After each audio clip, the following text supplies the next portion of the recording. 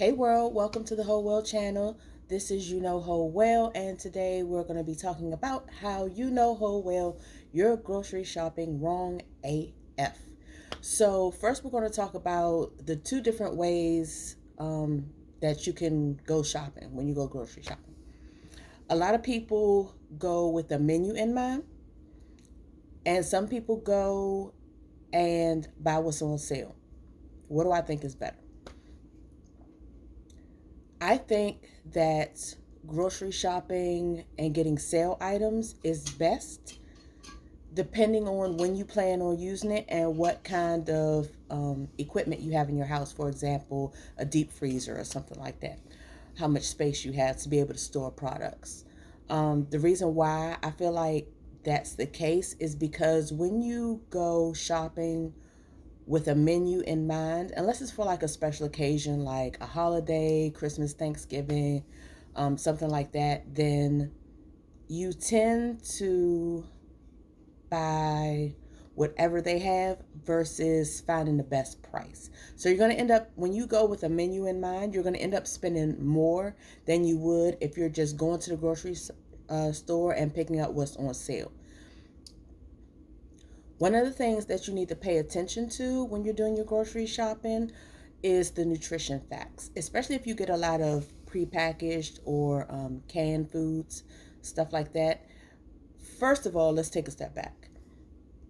If you're going to go grocery shopping, this is the Whole Well channel. So, of course, whole foods are best. So, get fresh greens, get fresh veggies. That's always the best way to go. But sometimes, depending on how many people we have in our household or how much space we have for storage, you don't want to get a lot of stuff and then have it go bad.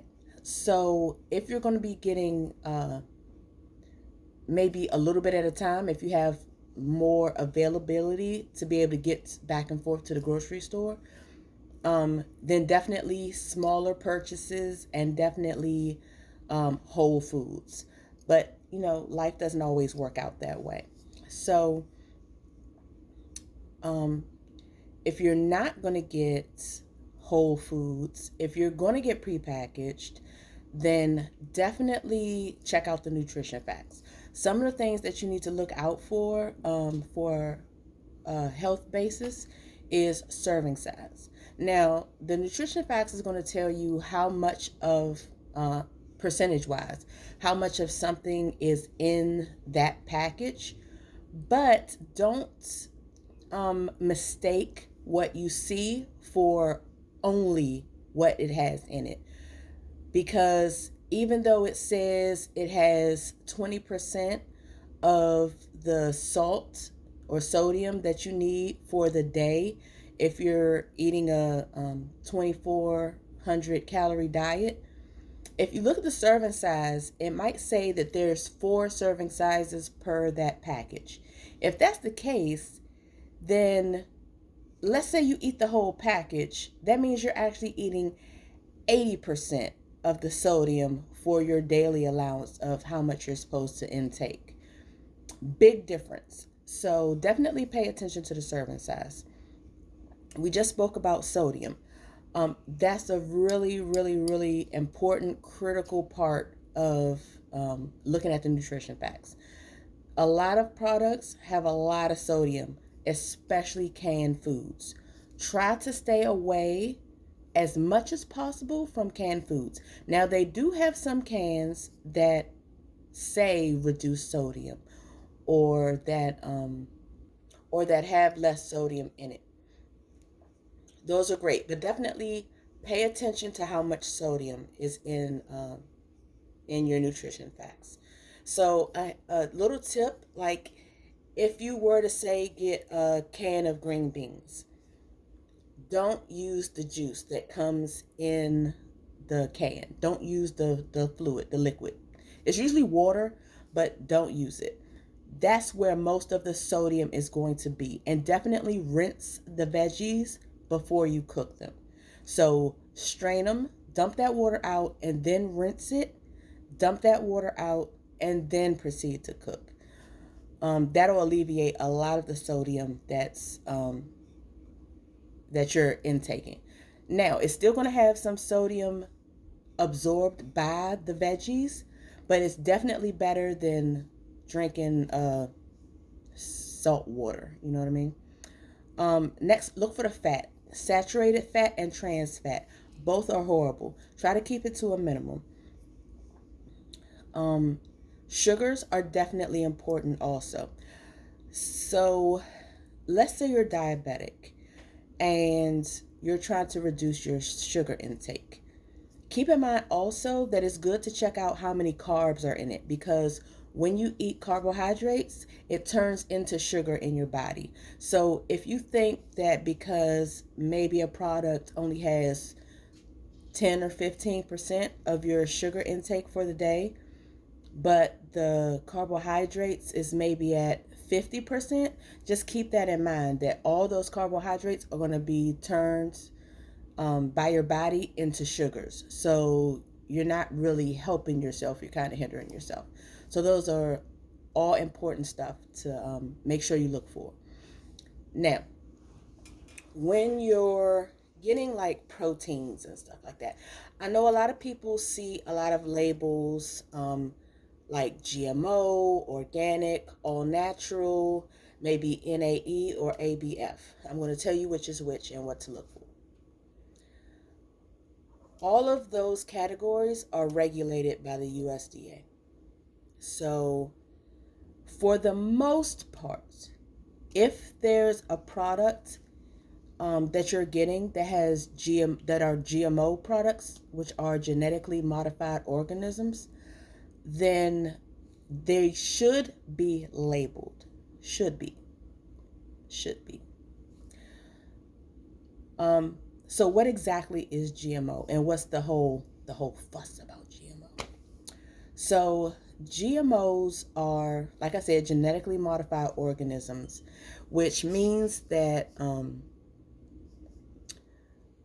it doesn't occur naturally in nature. Like it's not something that that you can get from, that would develop from breeding or from hybridization. It's something that's chemical. They alter the chemical DNA of that item. So it could be veggies, it could be proteins. Yeah, so most of the time when they make stuff that's GMO, the reason for it is because they want to maximize their profits. So they do that to make it resistant to insect damage, to make it resistant to viral infection, and also to give the item tolerance to some herbicides. So some of the products that they make GMO are soybeans, which are mostly GMO. Most of the soybean products that you're going to find in the United States are GMO. They also have GMO potatoes, GMO papayas, GMO canola. So like canola oil, most of it is going to be GMO. And they've created fish. There are a lot of items. So I'll do another video strictly on GMO, because it's such a broad topic, and a lot of people aren't really as informed as they should be about what GMO is. So I'll talk more about that later. But to go on to the next category, that's what GMO is. If something says that it's organic, that means there's no chemical fertilizers, no chemical pesticides, and no artificial agents whatsoever. So that means everything that is used in the growth and development of that item comes from the earth. It has to be natural. So, what's the difference between organic and all natural? So the difference is all natural has no artificial flavors, no artificial colors, and no chemical preservatives. So what that means is, if, let's say, for example, you have a chicken, and the chicken eats GMO corn or GMO soybeans, it's still considered all natural but not organic. Does that make sense?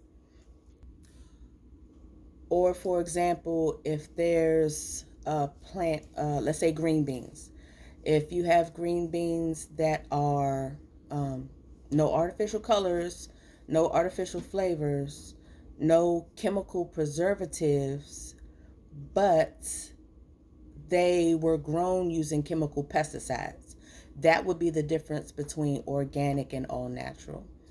Um, so it's kind of a slippery slope between the two, but once you know, it makes it easier for you to make a healthier choice as far as what you're going to be putting into your body. So the last couple items are, you might not have heard these terms as much as GMO, organic, or all natural, but if you work in restaurants and stuff like that, then you see it a lot. So there's the term NAE, which stands for no antibiotics ever. And there's the term ABF, which means antibiotic free. Now, they both sound like the same thing, right? But they're not. The difference is NAE, no antibiotics ever, means ever, ever. No antibiotics are ever used in these products, and that mostly goes for proteins. So it's mainly like poultry, beef, stuff like that. That's where they mostly use these terms. So NAE is no antibiotics ever. ABF, which is uh, antibiotic free, it means that they don't give the animals antibiotics frivolously.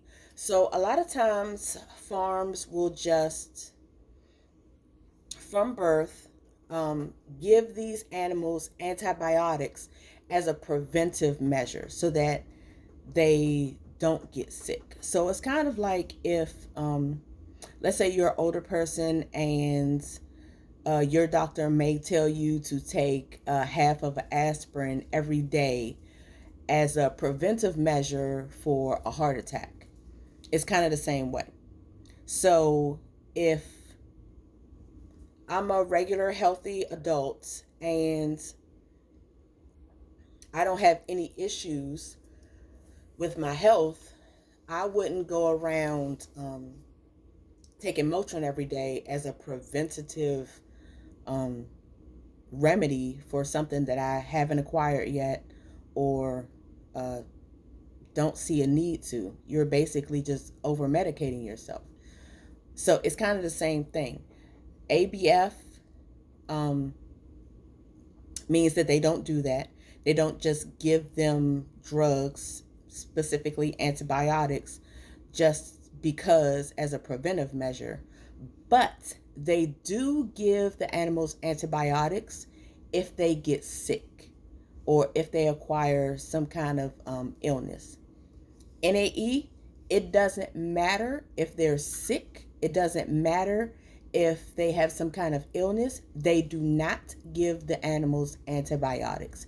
They'll do something else like remove that animal from the herd or from the group, from the flock, from whatever group they're a part of. They'll isolate them and they'll treat them with other things that are all natural, but they will not give the animals antibiotics at all whatsoever.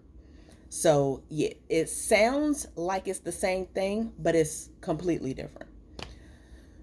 So now that we know the different categories, we know about the nutrition facts, we know about going to the grocery store with an actual menu versus just going and picking up sale items and stuff that's priced conveniently. Let's talk about some of the different forms that you can get your food in. So we talked previously about getting fresh versus maybe canned versus maybe frozen. So I personally, this being a whole channel, of course, prefer whole foods. But like I said previously, you can get canned or you can get frozen. When you get canned, you got to pay special attention to the nutrition facts. But the best item to get if you're going to get veggies is frozen. Why? Because usually when you get frozen veggies, as soon as they pick the items in the field, they'll wash them, they'll trim them or do any kind of prep they need to do to it, and then they flash freeze it. Flash freezing means they take the individual veggies, like if it's, again, green beans, they'll individually freeze it instantly. So the reason why frozen is better is because when they flash freeze it, it traps in all those nutrients that you get just from the field. Whereas if you get canned green beans, they're sitting in salt water. So as it sits, you're losing a lot of that nutritional value. So if you're not going to get fresh, if you're not going to get whole, frozen is the way to go as far as veggies. If you're going to get proteins like poultry or beef or seafood, fresh over frozen is always best. Whole is always best. Even if you have to do a little trimming yourself, whole is always best. So let's say, for example, you wanted to get salmon. It's always best to get salmon fresh. Here's the kicker. Most salmon, especially if it's real salmon, like the sushi grade salmon, they have to flash freeze it as soon as they catch it. Why? Because sometimes seafood can have parasites, and you have to flash freeze it to make sure that the parasites are killed off before they can sell it. So even though it may say fresh, it's not fresh fresh. It's frozen fresh. But keep in mind that they do that with all salmon. Here's the difference. When it's frozen, like get it out the freezer section frozen, and that's kind of with anything like poultry also, you don't necessarily know how safe your stores are being with your food. So like, for example, if the food, if it looks like it has frostbite, don't get it. If it's like, go back to the green beans. Remember I said when they do it, it's individually flash frozen. So if you get your green beans and it's in a big clump, it doesn't like break apart into individual green beans. Do you know what that means? That means that it thawed out and then they refroze it. That's where bacteria comes in. That's where illness comes in. So if you notice that, like if it's chicken wings, if it's chicken breast, anything that comes in like a big bag and it's frozen in a frozen food section, it shouldn't be in one big clump. It should be in individual pieces. And if you notice that a lot, bring it to the store's attention that you know what you're talking about, that you see that they're clearly not being safe with their food, so that it can get rectified, because somebody's going to get sick. It cannot be in one big clump of frozen mass that's going to be crawling with bacteria. So it's definitely better to get fresh, but if you get frozen, know what to look for. Organic versus all natural, it depends. It's so similar in nature. It kind of depends on what you're going to do with it. So organic is always the best way to go, but realistically in life happens. You might not have storage to hold a lot of products, or let's say, for example, so organic is going to go bad before all natural. And it's definitely going to go bad before the just regular old, I'm not, I don't have any kind of category on me chicken. The reason for that is because the chemical preservatives that they use, like that's the whole purpose of them doing it. That's why there's so many chemical preservatives in our food now, to prevent it from going bad. But that's not that's not good for you. That's not good for you, because what happens is when you consume those chemical preservatives, it goes right into your body. It goes right into your system. You don't want those chemical preservatives. But if you're going to be cooking your food immediately, like if you have the opportunity and you have the ability to go grocery shopping maybe twice a week, not everybody does. I know that. I get it.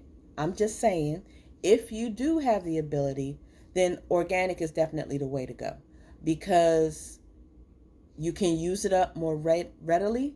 You use it up quickly, and then you can just go and get some more and make sure you get fresh product. Because if you just leave it sitting and lingering in your fridge, it's going to go bad. It's going to go bad.